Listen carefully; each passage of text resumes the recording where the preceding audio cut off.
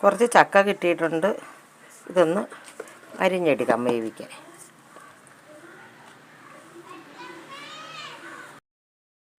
ചക്കയെല്ലാം അരിഞ്ഞ് റെഡിയാക്കി എടുത്തിട്ടുണ്ട്. ഇനി ഇത് അടുപ്പിൽ വയ്ക്കാം.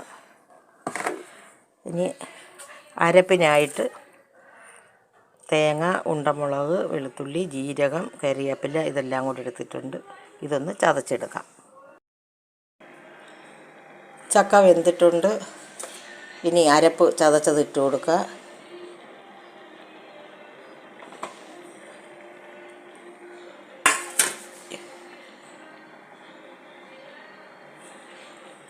മഞ്ഞൾപ്പൊടി ഇട്ട് കൊടുക്കുക.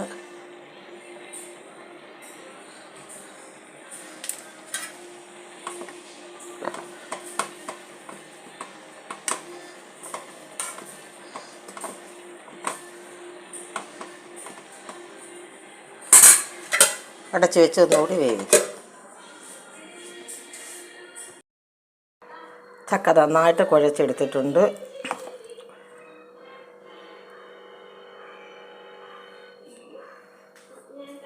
സൂപ്പർ ആവി ഇറക്കുന്ന ചക്ക വേവിച്ചതും മങ്കട മീൻ കറി വെച്ചതും.